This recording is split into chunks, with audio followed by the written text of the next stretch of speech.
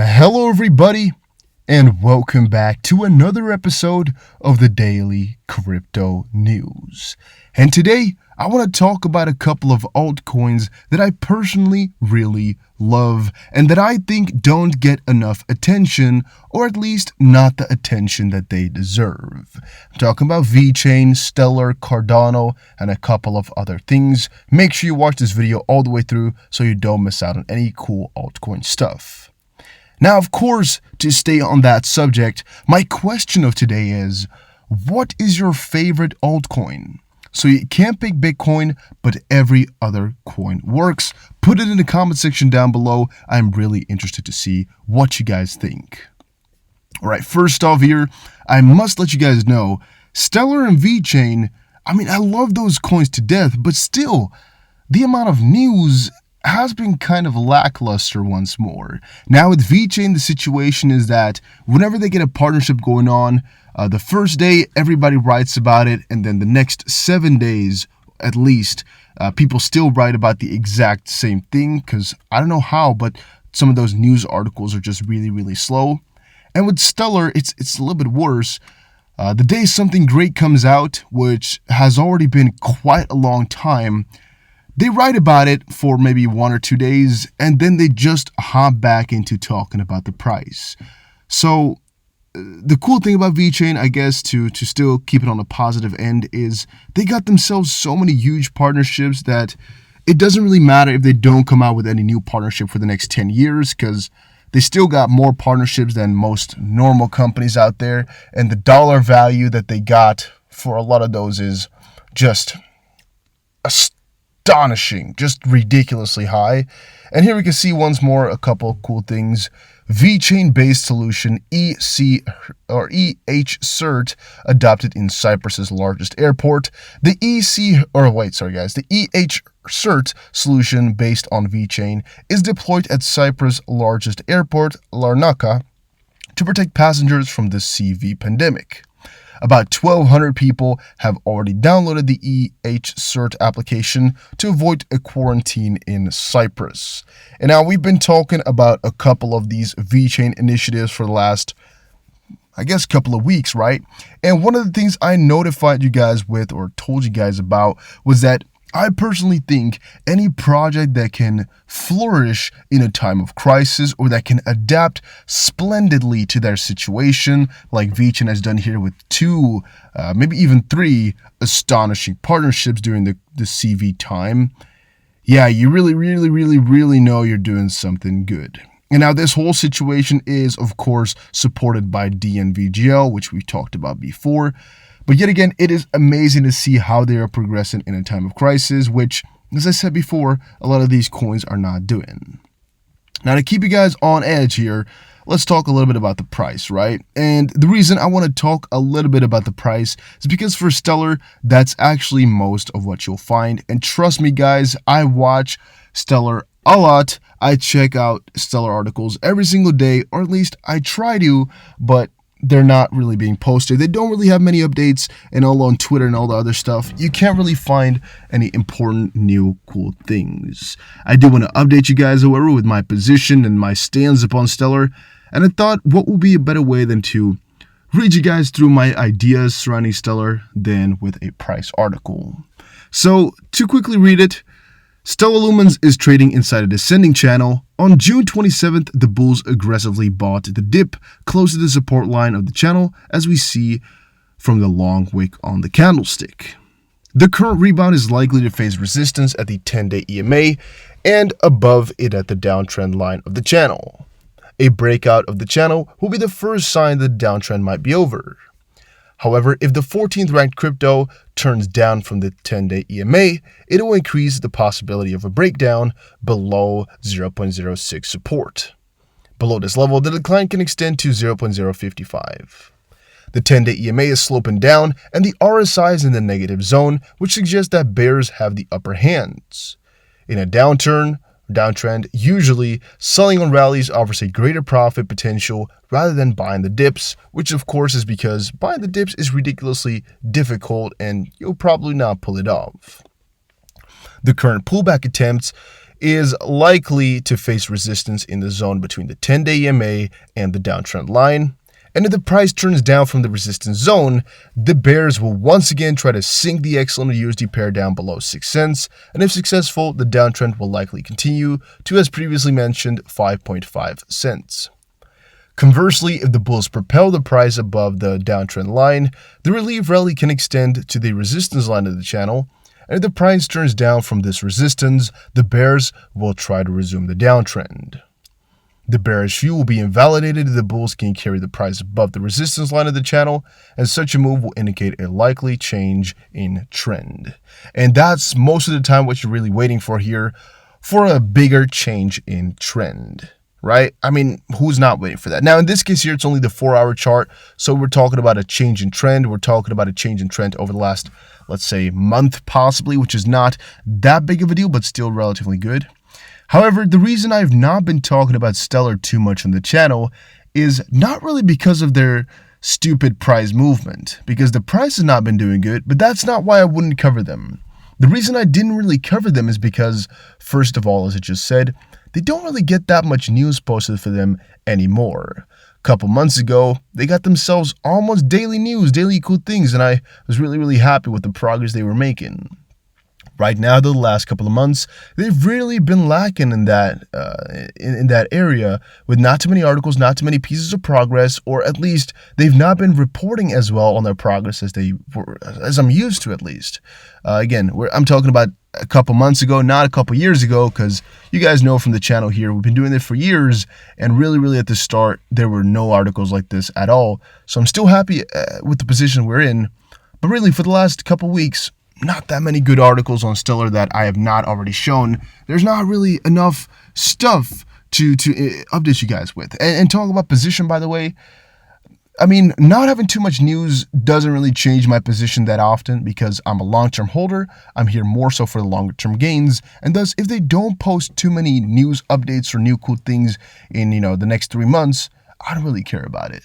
However, one thing hit me a long time ago which made me sell some XLM, and that was the burn that they did.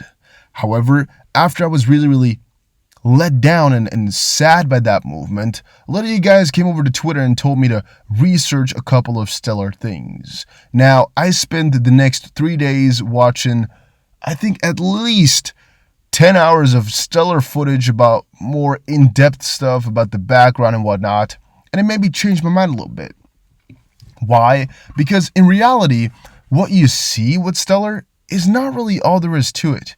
They've got quite a lot of partnerships that you don't really think about. They've got quite a lot of integrations that you don't really think about. And actually, it's worth a lot more than it might look like or might meet the eye. And it was only that I discovered or uncovered that when I really read into a lot of the deeper stuff, which is also why I didn't buy in fully, but only partially, because I know that at no point in the future at all will most people know this type of stuff, and at no point in the future at all do I expect these little pieces of info to really correctly reflect on the price, because they might be very interesting to us, maybe tech enthusiasts or people who know crypto or like that for the sake of liking, but really for money making type of deals, it doesn't really matter too much, which is again makes me want to buy a little bit, but also kind of keep away from it. And if you want to know more about it, just comment down below. I'll make a full video explaining what I found out about Stellar, because there's some really cool stuff in there. There's a lot of cool videos on Stellar, by the way, on YouTube, and a lot of you guys keep sending that to me, which I really appreciate. Now, another article I found here on Forecast had a couple of really interesting things inside of it. Now, even though it's already from 2 weeks ago or so, there was one cool part which I didn't really cover in any of my videos before. And it says Germany ranks VeChain as top of class, and also, by the numbers, VeChain had a 550% increase in Google search volume. In a recent study, the German Federal Office for Information Security praised VeChain in the blockchain supply chain platform. The study conducted by the BSI tested 300 blockchains to find the optimal platform for supply chain management, and the study recognized 8 blockchain platforms, including EOS and Corda, with VeChain highlighted as the most suitable one for supply chain management. Now again, intuitively that also makes sense. We've all seen before why supply chain and VeChain just fall into one category, and how it's really hard to think about supply chain without VeChain, and vice versa, it counts as well. It's really kind of difficult and strange to consider a world where, yeah, VeChain would not be the best in their job because they're huge already. And the study also noted VeChain's collaborations with major partners such as pharmaceutical giant Bayer and risk management firm DNV, which again is pretty damn huge. Now, I'm pretty happy with the way that VeChain is moving, and in general, I would also not think about lowering my holdings. VeChain is now the 5th most used blockchain in the world, just behind Bitcoin, Ethereum, XRP, and BNB. It is the only project of the top 5 without a multi-billion-dollar market cap, which also says something, by the way, guys. Don't forget that type of stuff. Really, really good crypto. James Rule just posted on Twitter, however, already this week, there is an event that could give the ADA price a further push, the virtual summit for the launch of the Shelley Code. IOHK will be holding the virtual summit from July 2nd to July 3rd, on Thursday on Friday. And as you can see, Cardano on-chain data bearish, but the virtual summit promises great things. Basically, what are they called now? Summits like this, virtual summits like this, almost always reflect in the price. Reason is because people often like to buy the rumor, sell the news. They not that often, though, have a permanent effect on the price, and most of the time it's just a pump and dump type of scenario. However, there's a lot of things that could be announced during these summits, and especially now that Cardano is in such a fragile spot, where a lot of new things are coming out, a lot of things could go wrong, a lot of things could go really, really better than expected. Yeah, is when you really should be following all these types of summits and these types of big talks. Now, the con is that Charles Hoskinson talks a lot on YouTube. At least he has done that for the past a little bit, which makes these summits a little bit less special because you can hear him talk a lot more often. So, you know, it's not like, whoa, like Brad Garlinghouse, who doesn't really talk a lot in other places except for interviews. Yeah, it's a lot more special if a person like that talks because you don't hear too much about him. And when one of them has their own YouTube and updates you all the time, yeah, it's kind of easy to assume that not that much is going to be new that he hasn't told already. However, some, it might be wrong, though, because, I mean, you can always be surprised. James Rule also said, very informative, VeChain staking explained on Go Crypto Wise, how to stake VET and earn VTHO rewards, which wallet to use and note rewards explained. Just wanted to let you guys know that there's actually quite a lot of crypto here which you can make money on. And fun fact for Cardano, to keep on the same subject, they've just gotten, or at least they've really been trying to get that staking in so you can actually make some money with Cardano. And that's one of the big reasons why it did so well right now, because people understand and know that right now is going to be the time where there's a lot of profit to be made in crypto, especially with staking, and especially if the staking is kind of new, where nothing is that decided just quite yet. There's a lot of profit to be made, especially in the first year. Very often that's decided. Yeah, so people are really, really excited about that because they can make some money. It's also possible to make a lot of money with a lot of different coins, though. You just got to look it up for a little second and really read it through, because it's not that easy. Trust me, guys, it is not that easy, but very often it is worth it. And by the way, what is this rain? What's going on all of a sudden? It's like it's like a freaking thunderstorm. It's crazy, guys. And then to make sure I ended on a funny note, I was talking about compound the last couple of days, right? And fun fact, they've really been doing good in terms of their progress. I can't lie. I can't go around it. They've really been doing quite good in their partnerships and their integrations and whatnot. I mean, OKX has also listed them, and thus, from that perspective, they're doing extremely, extremely, extremely good. And also how they've really conquered the market. It's really kind of strange to look at the coin and just understand or grasp how they've done that. I really don't know.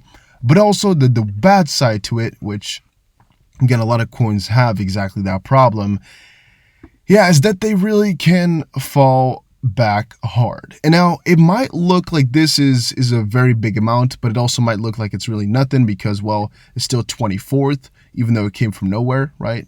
I mean, there's no real liquidity either. There's not really much going for them at all. Not really any volume either. Not like these coins have it, but still. Now, the reason I think it's still a very big thing is because what happened here is Compound came from nothing and it went up really ridiculously hard. And what's going to happen now, most likely, since again, it's only been here for a couple weeks in this list, what's going to happen most likely is it's going to fall down ridiculously hard over time here to a point where all the people who bought in on the way up, yeah, that's the newbie investors, they're all going to lose out on a lot of money, while the people who got in really early are going to make a lot.